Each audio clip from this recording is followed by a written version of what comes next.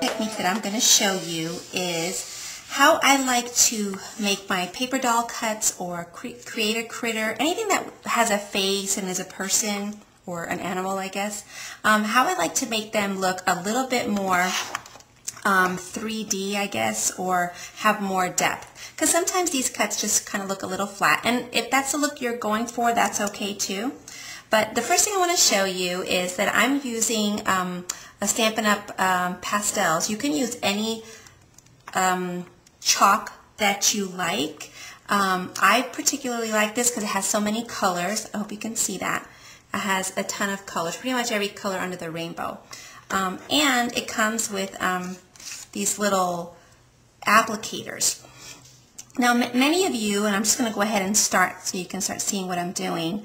And I have this white paper behind me so you can see that I'm taking just a little bit of a peachy color, and I'm just going to lightly with the applicator go around.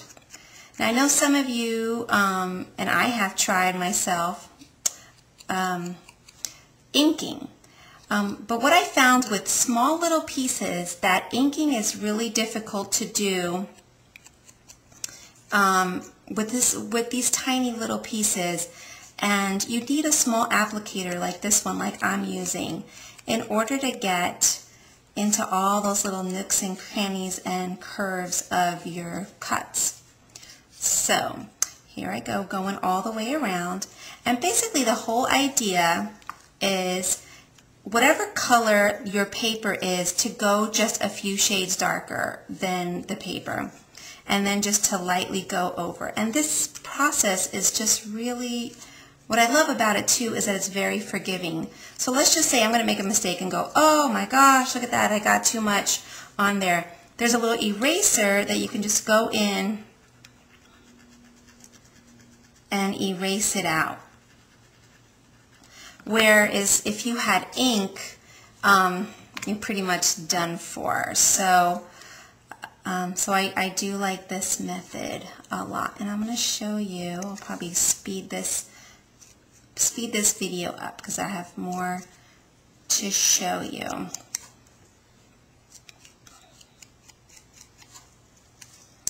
I like to go around, especially the extremities, like the hands, so that they really pop out as well. See, I have a little bit too much, I think, right here.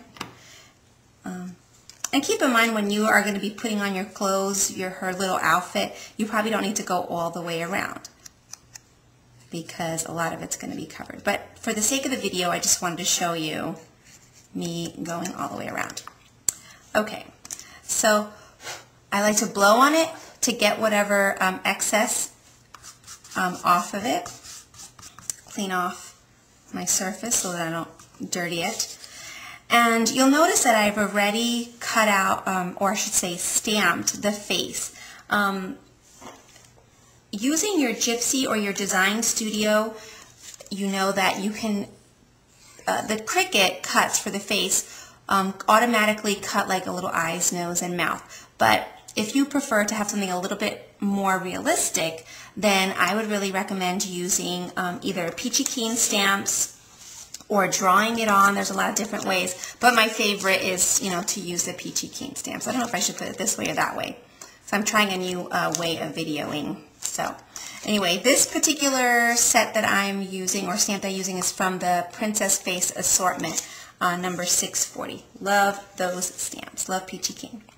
Okay, but what you can do even more to make it even pop out more is to take a white Sakura gel pen, which you can also get at Peachy Keen. I think they sell them at Michael's too.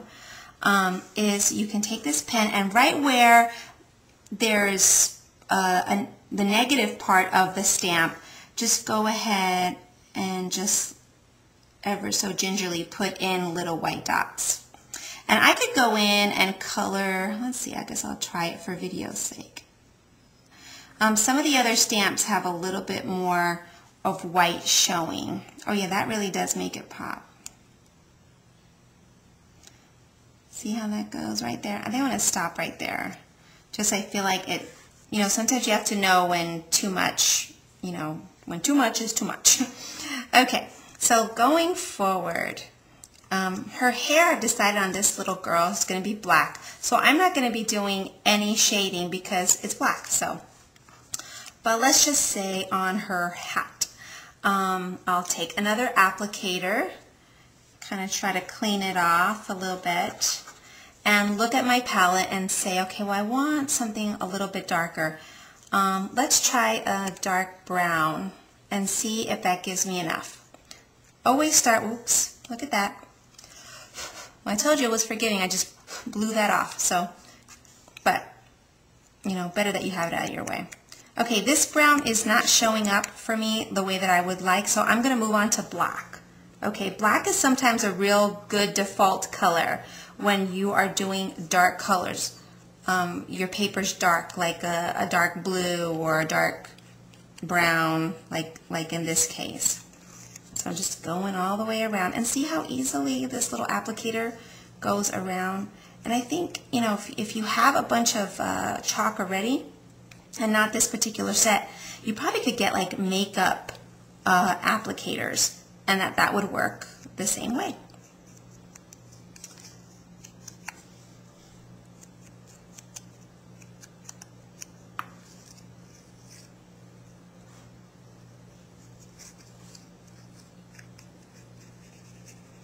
And since she's going to be a little cowgirl, you know, it's kind of okay if it's maybe a little bit more dusty or a little bit more, what's the word I'm looking for, distressed or something, because, you know, cowgirls are in the rugged West.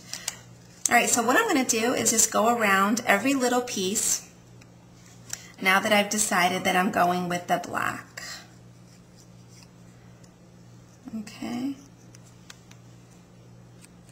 But I think you guys get the idea of what I'm doing. And, you know, what I'm doing is kind of flicking, just in the same way that you would ink, just kind of flicking the edges. And that just gives you, it sort of graduates your shading from really dark to blending it in. So it's like really dark on the edge, and then it just blends into a lighter shade. So that's kind of what you want to do.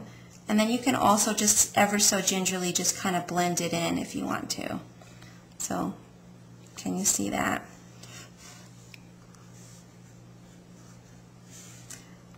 All right, let's talk about patterned paper. This is her little outfit, or part of her outfit. And I am also going to go ahead and shade that too. So I'll just show you really quickly that it also works on patterned paper. I'm going into a dark blue, and I'm just flicking. Do you hear that? Flicking. Just sort of, I don't know how else I would explain it, but just flicking the edges and just kind of dragging it. You can go back and forth, or just kind of little short flicks all across, all around the little, your piece. Alright, well, I think I've showed you the technique that I wanted to show you. I love this technique. I think if you put two little people side by side and you did one, oh, in fact, I guess I can turn it around. She doesn't have a face, but just imagine she just had the Cricut face on there, which is cute too. But if you just wanted to have a little bit more detail, oh, you know what? I almost forgot, is the cheeks. Oh, that's like my favorite part to do, is the cheeks. Oh, I hope I'm not making this video too long. Okay, so I'm going to go in and get an applicator that has maybe some pink on it. And when I'm taking some pink, I'm going to rub off the excess on my paper. I just like to do that. I don't like to go directly to my paper, so that I can just kind of see if it's going to come out the way that I want it. And then just ever so gently, right at the apples of what would be her cheek, just circular motions, and you can make them big if you want, if she's like bashful or something. Anyway, she's a doll. Can't wait to put her together. Alright guys, well that's my technique.